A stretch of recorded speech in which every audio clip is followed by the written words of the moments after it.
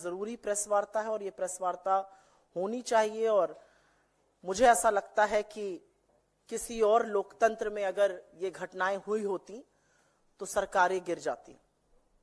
मैं पहले आपको एक छोटा सा वाकया सुनाना चाहती हूं, क्योंकि ये जो फाइनेंस के और मार्केट के और ऑफशोर, ये जो फाइनेंस के और मार्केट के और ऑफशोर के और फलाना होल्डिंग के जो मामले होते हैं वो थोड़े पेचीदा से लगते हैं, लेकिन बात बड़ी साफ है, स्पष्ट है और सरल है।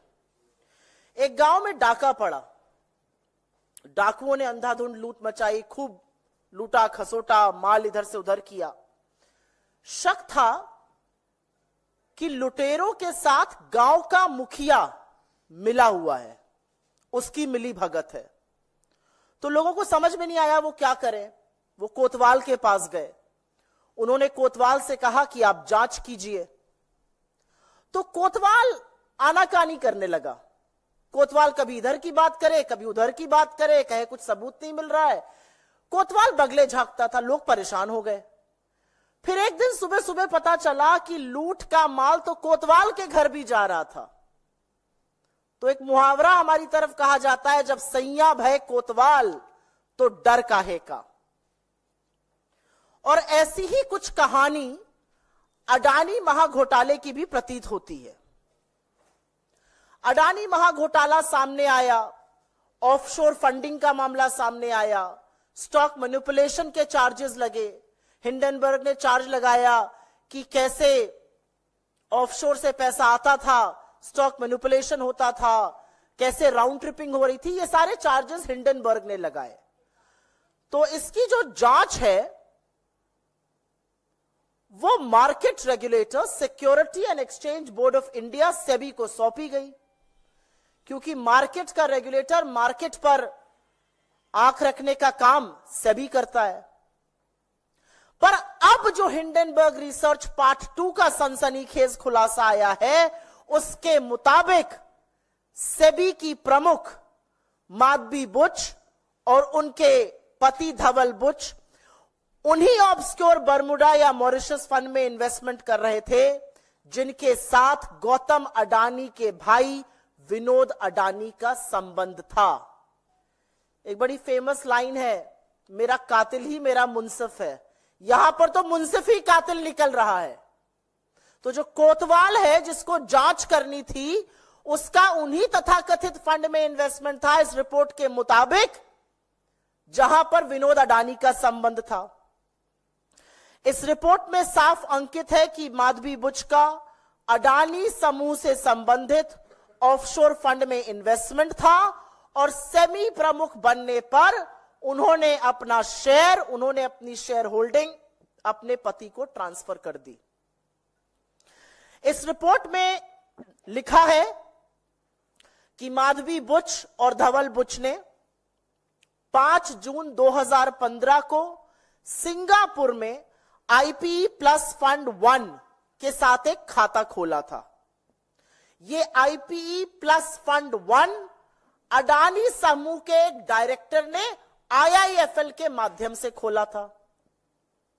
तो बुच दंपति ने खाता खोला सिंगापुर के एक आईपीई प्लस फंड में, जिसका स्थापना अडानी समूह के एक डायरेक्टर ने आईआईएफएल के माध्यम से की। अब यही रिपोर्ट आगे बताती है कि आईआईएफएल ने अपनी एक घोषणा, और ये सारे दस्तावेजों के साथ है, ये सारे दस्तावेज आपके पास ऑलरेडी हैं, चाहिए होंगे तो हम साझा कर देंगे। अब यही रिपोर्ट आगे बताती है कि आईआईएफएल ने अपनी एक घोषणा में बुच दंपति के इन्वेस्टमेंट सोर्स को सैलरी बताया और कुल संपत्ति करीब $10 मिलियन की आंकी गई। 2 तथ्य और बताकर हम इस पर जो राजनीतिक सवाल हैं, जो प्रोबिटी के क्वेश्चंस हैं, जो कॉन्फ्लिक्ट ऑफ इंटरेस्ट के क्वेश्चंस हैं, उस पर जरूर जाएंगे। 2 तथ्य और जानने जरूरी हैं, क्योंकि हिंडनबर्ग रिसर्च की रिपोर्ट में सेबी चेयरपर्सन माधवी बुच के अलावा 2 और एंटिटीज का प्रमुखता से जिक्र है। एक है अगोरा और दूसरा ब्लैकस्टोन। ये दोनों अहम किरदार हैं, नाम याद रखिएगा, अगोरा एंड ब्लैकस्टोन। इस रिपोर्ट के अनुसार अप्रैल 2017 से लेकर मार्च 2022 सेबी प्रमुख बनने के टाइम तक माधवी बुश तब सेबी में होल टाइम मेंबर थी और उनके पास तब एक ऑफशोर सिंगापुरी कंसल्टिंग फर्म में 100% हिस्सेदारी थी। इस कंसल्टिंग फर्म का नाम अगोरा पार्टनर्स है। नाम याद रखिएगा, सिंगापुर बेस्ड कंसल्टिंग फर्म अगोरा पार्टनर्स, जिसका स्वामित्व माधवी बुश जी के पास था जब वो होल टाइम सेबी मेंबर थी, सेबी चेयरपर्सन बनने से पहले। जैसा कि मैंने आपको पहले बताया था, मार्च 2022 में सेबी चेयरपर्सन बनने पर उन्होंने अपनी शेयरधारिता अपने पति को ट्रांसफर कर दी। ये अगोरा की बात कर रही हूं मैं। रिपोर्ट आगे बताती है कि अगोरा पार्टनर्स जो है वो 2013 में सिंगापुर में रजिस्टर हुआ था और आज भी सेबी की चेयरपर्सन माधवी बुश जी वर्तमान में अगोरा एडवाइजर नाम की कंपनी में 99% की हिस्सेदार हैं। उनके पति इस कंपनी के डायरेक्टर हैं। कंसल्टिंग फर्म में वो 100% स्वामित्व था, उन्होंने अपने पति को ट्रांसफर कर दिया था। एडवाइजरी जो अगोरा एडवाइजरी के नाम से है उसमें 99% की हिस्सेदार है। यहां पर एक आंकड़ा बता रही हूं और यह जानना जरूरी है। हिंडनबर्ग रिसर्च की रिपोर्ट के मुताबिक 2022 में अगोरा ने $2,61,000 का रेवेन्यू कमाया था। यह उनकी कमाई थी, जो माधवी बुश जी जो सेबी की प्रमुख हैं उनके वेतन का करीब 4.5 गुना है। अगोरा की बात हो गई। अगोरा एक कंसल्टिंग फर्म था, वो कंसल्टिंग का बिजनेस करते हैं, उसमें माधवीपुरी बुश जी का स्वामित्व था। पति को ट्रांसफर हुआ, 4.5 गुना उनका रेवेन्यू $2,61,000 सिर्फ 2022 तक था। अब दूसरे अहम किरदार की बात कर लेते हैं और वो है ब्लैकस्टोन। एक रीट्स नाम की चीज होती है जो इन्वेस्टमेंट का प्लेटफॉर्म है। एक जैसे म्यूचुअल फंड होता है, पोर्टफोलियो मैनेजमेंट सर्विस होता है, वैसे ही एक रीट्स है, रियल एस्टेट इन्वेस्टमेंट ट्रस्ट। इसकी बहुत पैरवी आजकल सेबी करता है। माधवीपुरी बुश जी ने तो सार्वजनिक रूप से इसको अपना फेवरेट इन्वेस्टमेंट इंस्ट्रूमेंट भी बताया है, इन्वेस्टमेंट ऑफ द फ्यूचर भी बताया है।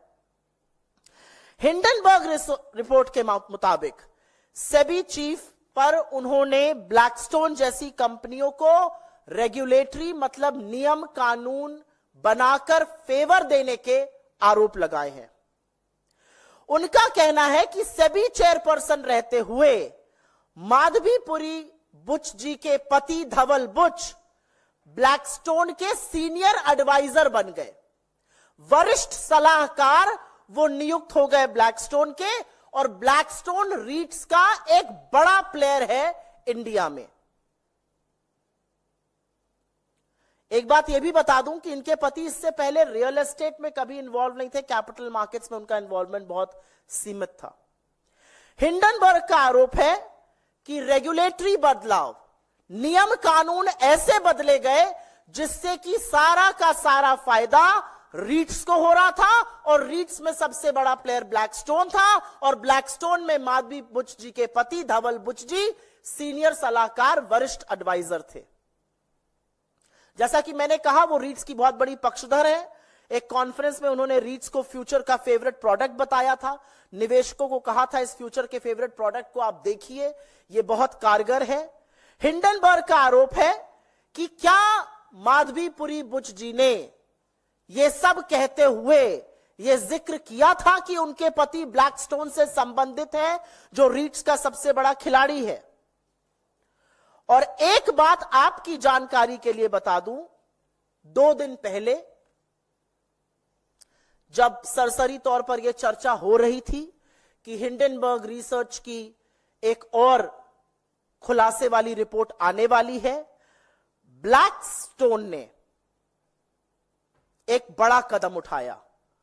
उन्होंने नेक्सस सिलेक्ट ट्रस्ट में 33 करोड़ यूनिट 4,550 करोड़ में बेच दिए। आपदा से पहले ही यहां फायदा बनाया जा रहा था। सवाल यह भी उठेगा। तो अब एक स्वतः सवाल उठता है कि क्या अडानी महाघोटाले की जांच इसलिए नहीं हो रही थी क्योंकि जिसको जांच करनी थी इस रिपोर्ट के अनुसार, इस रिपोर्ट के मुताबिक वो कहीं ना कहीं उसमें संलग्न थी। उच्चतम न्यायालय बार बार निवेश की जानकारी मांगता था, सेबी बार बार इधर उधर बगले झांकता था। सेबी ने तो यह तक कह दिया था we have drawn a blank, हमें कुछ मिल ही नहीं रहा है। ये मिनिमम लेवल पर, at the absolute minimum level, ये पारदर्शिता के तार तार करता है। And at the absolute maximum level ये संभवतः सबसे बड़ी क्रिमिनल कंस्पिरेसी है। एक महाघोटाले की जांच करने वाले संलग्न, और खैर उनकी नियुक्ति करने वालों की अभी हम बात करते हैं। एक बात और साफ है कि इस पूरे खुलासे ने सेबी चीफ, इस देश की सरकार और इस देश के प्रधानमंत्री नरेंद्र मोदी की इंटेग्रिटी को तार तार करके रख दिया है। उनकी कोई इंटेग्रिटी नहीं बची है। उनकी साख, उनकी प्रतिष्ठा, उनकी कर्तव्यनिष्ठा पर जबरदस्त सवाल है। वो कटघरे के घेरे में आज खड़े हुए हैं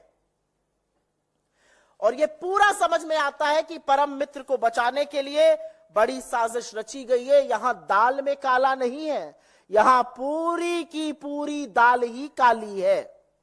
और इससे पहले की बीजेपी, और वो कर रही है, नाम अडानी का आ रहा है, नाम सेबी का आ रहा है, नाम माधवी बुच का आ रहा है, नाम ब्लैकस्टोन का आ रहा है। बीजेपी को क्या तकलीफ है? वो काहे दंगल में, अखाड़े में उतरकर बचाव पे आ गए? ये कौन सा तिनका है? क्योंकि दाढ़ी में तिनका तो है और उसका खुलासा अभी हम करेंगे। तो इससे पहले कि बीजेपी कहे कि हिंडनबर्ग रिसर्च जो है वो देश विरोधी है, वो अंतरराष्ट्रीय साजिश रच रही है देश के खिलाफ, यहां पर बताना जरूरी है कि लोकतंत्र में सरकार को जवाबदेह बनाने के लिए, ईमानदार बनाने के लिए और सुनिश्चित करने के लिए कि देश के कानून का पालन हो, इसके लिए विपक्ष प्रतिबद्ध है।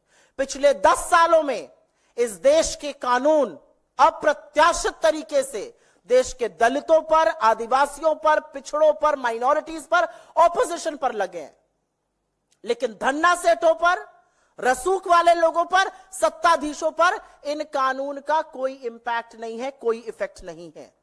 और इसलिए कुछ बहुत जरूरी सवाल है। सवाल सबसे पहले सेबी चीफ माधवी बुच जी से है। पहला सवाल यह है कि क्या आपने 2015 में ग्लोबल डेवलपमेंट अपॉर्चुनिटी फंड का हिस्सा बनकर IPE प्लस फंड 1 में निवेश किया था, जो गौतम अडानी के भाई विनोद अडानी से भी संबंधित है?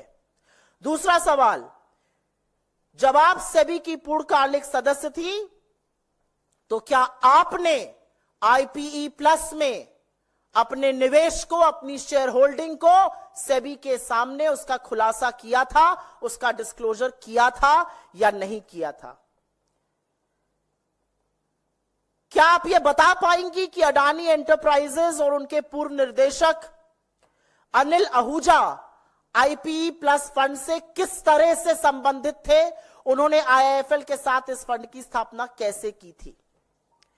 क्या आप यह बता पाएंगी कि जब आप सेबी की पूर्णकालिक निदेशक थी तो क्या आपने सिंगापुर में एगोरा पार्टनर्स या भारत में एगोरा पार्टनर्स में हिस्सेदारी, शेयर आपके थे या नहीं थे? क्या आपने इसका डिस्क्लोजर सेबी को किया था? क्या आपने इस शेयर होल्डिंग के माध्यम से पैसा कमाया है? क्या आपकी रेवेन्यू स्ट्रीम आई है? किन संस्थाओं ने इस कंसल्टिंग फर्म एगोरा को बिजनेस दिया? क्या आप ये बता सकती हैं? क्योंकि एक वक्त में आपके पास पूरा इसका स्वामित्व था रिपोर्ट के अनुसार। क्या आपने 2022 में एगोरा में अपना स्वामित्व, अपनी शेयर होल्डिंग अपने पति को ट्रांसफर की थी, जैसा कि यह रिपोर्ट कह रही है? वो कौन सी संस्थाएं हैं जो आज भी एगोरा को कंसल्टिंग फर्म, कंसल्टिंग का बिजनेस दे रही हैं? वो भारत की कौन सी कंपनीज हैं, क्योंकि सेबी चीफ रहते हुए यह डिस्क्लोजर करना भी जरूरी है। क्या आपने सेबी को सूचित किया था कि आपके पति ब्लैकस्टोन से अब संबंधित है, जो रीट्स में एक बहुत बड़ा खिलाड़ी है? आपने या सेबी के किसी समूह ने या सेबी की किसी मीटिंग ने ब्लैकस्टोन से अकेले, अडानी ग्रुप से अकेले या किसी ऐसी कंपनीज के साथ मीटिंग की है जिनका ब्लैकस्टोन और अडानी से लेना देना है? सुप्रीम कोर्ट को सेबी ने कहा हमारे हाथ कुछ नहीं लगा, वी ड्रू अ ब्लैंक।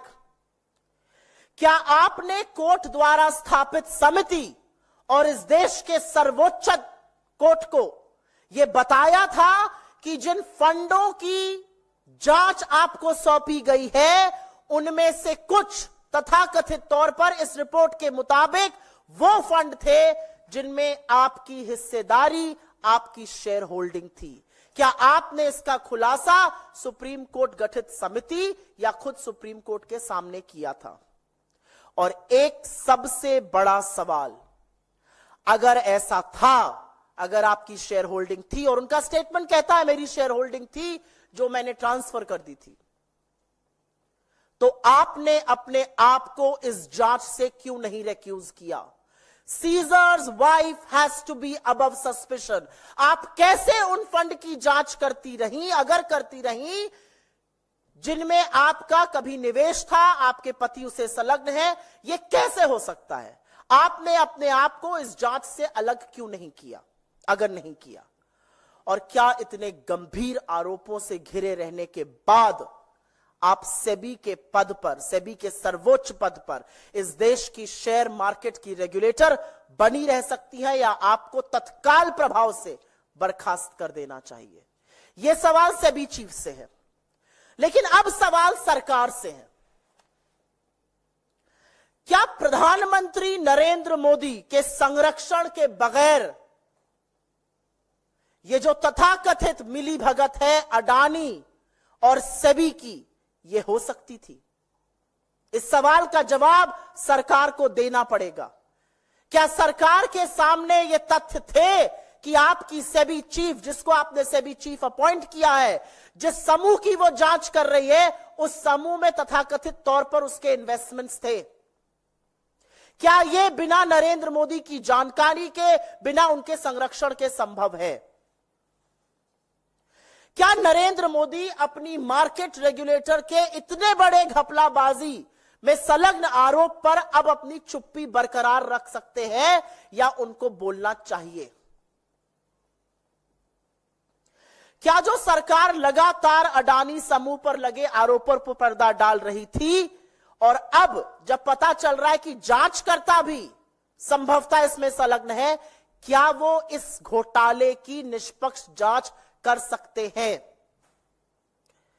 सत्ता के गलियारों में पिछले कुछ सालों से, 10 सालों से फुसफुसाहट थी, और अब वो हुंकार है। और फुसफुसाहट ये थी कि सरकारी अफसरों, रेगुलेटर्स, संभवतः न्यायपालिका के चयन में, नियुक्ति में गौतम अडानी का बढ़ता हुआ भयंकर वर्चस्व है। तो सवाल यह है कि क्या गौतम अडानी की भूमिका थी माधवी बुच जी को सेबी चीफ अपॉइंट कराने की? आखिर पिछले 10 सालों में अडानी जी इतने शक्तिशाली कैसे हो गए?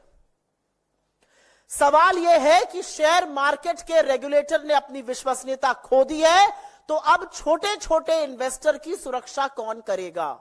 सवाल यह है कि इतने गंभीर आरोपों के बाद अगर कल, और संभवतः ऐसा होगा, मार्केट गिरता है, तो लाखों करोड़ों का जो स्वाहा होगा छोटे इन्वेस्टर का, उसके जिम्मेदार प्रधानमंत्री मोदी, गौतम अडानी और सेबी प्रमुख माधवी बुच क्यों नहीं कहे जाएंगे?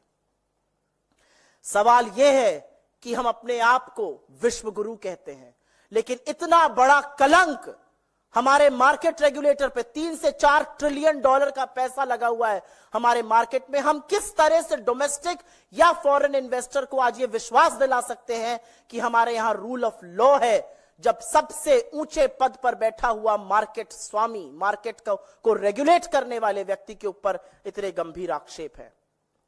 एक बहुत बड़ा सवाल, यह पूरा मामला सुप्रीम कोर्ट पहुंचा था।